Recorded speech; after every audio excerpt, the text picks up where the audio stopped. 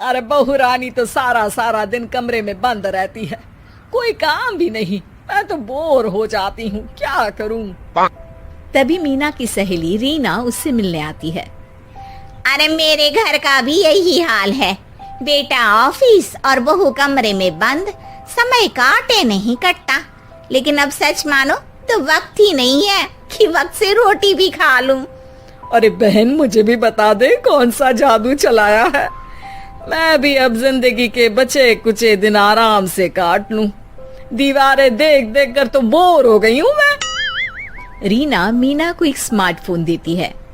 ये ले, ये है वो छड़ी जो जादू करती है। इसमें मैंने तेरा फेसबुक अकाउंट भी बनाया है, एंजल प्रिया के नाम से। बस अब यहाँ दोस्त बना और सबसे बातें कर। सास को पहले तो उतना समझ नहीं आता है, लेकिन धीरे धीरे वो उसकी आदत डाल लेती है। माँ जी जल्दी से खाना खा लीजिए, मुझे थोड़ा काम है। अरे तू जा, मैं खा लूंगी, अभी वक्त नहीं है।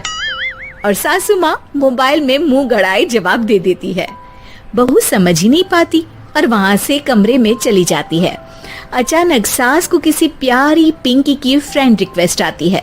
अरे वाह, ये तो कोई प्यारी सी लड़की लगती है, बात करती हूँ। सास फ्रेंड रिक्वेस्ट अपनाकर बात करने लगती है। अब क्या था, सास सारा दिन उस सहेली से बात करती, अपनी कहती उसकी सुनती। एक दिन सास फोन पर ही सरगड़ाए, अरे बहू जरा मंदिर के लिए थाली सजा दे, आज कीर्तन है। बहू फोन पर किसी को मैसेज टाइप करते कहती है, माँ जी क्या है, अब मुझे क्या पता कि आपको कौन कौन से भगवान की पूजा करनी होती है। तभी सास के पास कोई मैसेज आता है। अच्छा अच्छा ठीक है, रहने दे, मैं ही कर लूंगी। अब मैंने मना थोड़ी ना किया है, कर देती हूँ मैं। अब मैंने भी बोला ना कि थोड़ी देर में बात करती हूँ, तो मैं ही कर लेती हूँ, तू जा अपने कमरे में। बहू वहां से चली जाती है। सास मंदिर पहुंचती है और मंदिर की सीढ़ियों पर बैठकर सास फोन पर लिखती है, अरे मेरी बहू सारा दिन अपने कमरे में बैठी रहती है। वहां से रिप्लाई आता है, मैं आपकी बहू को तो जानती नहीं हूँ, लेकिन हाँ एक बात है, हो सकता है आपने उसे ताने दिए होंगे या फिर उसका दिल दुखाया होगा। ऐसा करने पर बहुओं का मन ससुराल से हट जाता है। याद रखिए, बहू और बेटी में फर्क होता है। सास घर जाती है और बहू से बड़े ही प्यार से बात करती है, उसके लिए खाना बनाती है, उसे गिफ्ट में साड़ी भी देती है। जिसके बाद अगले दिन, माँ जी चलिए आज मैं भी आपके साथ मंदिर चलती हूँ, आते वक्त भोले भैया के गोलगप्पे खाकर आएंगे। अरे हाँ बहू, ये तो अच्छा है, चलो। सास मन में सोचती है कि उसकी फेसबुक वाली दोस्त कितनी अच्छी है, उसके समझाने से उसे उसकी बहू वापस मिल गई। वो बहू को अपनी दोस्त के बारे में बताने का सोचती है, लेकिन फिर चुप हो जाती है। बहू फोन पर टाइप करती है, मेरी सास मुझे नौकरानी समझती है, एक गिलास पानी तक खुद नहीं लेती। मन तो करता है कि बोल दूं, मैं बहू हूँ, कोई नौकरानी नहीं।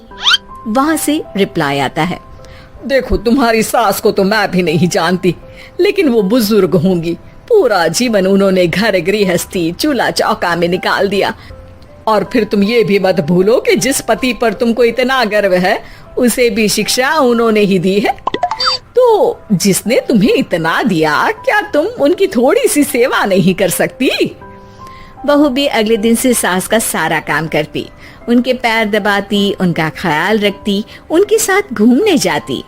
एक दिन सास, बहू ये लो मेरा हीरे का हार, पहले तो सोचा था कि अपनी बेटी को दूंगी, लेकिन आज जब मेरे हाथ पैर में दर्द था तो तुम मेरा साथ दे रही थी।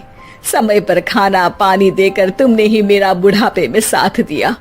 उसके हिस्से का बहुत कुछ मैं उसे दे चुकी हूँ, लेकिन ये अब तेरा।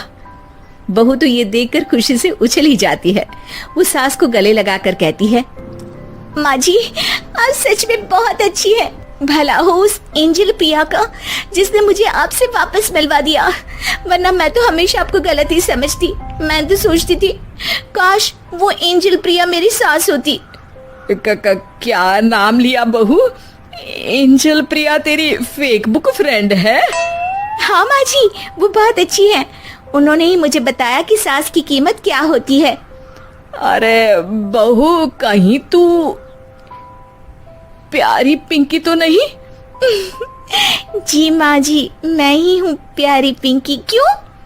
सास बहू को गले लगाकर कहती है। मैं भी यही सोचती थी कि काश प्यारी पिंकी मेरी बहू होती। शुक्रिया बहू। सासू माँ, शुक्रिया तो हम दोनों को फेसबुक और सोशल मीडिया का करना चाहिए, जिसने हम दोनों को एक दूसरे से दिल से मिला दिया। अब तक दोनों को समझ आ गया था कि जो खुशी वो बाहर ढूंढ रहे थे, सच में तो वो उनके घर में ही थी।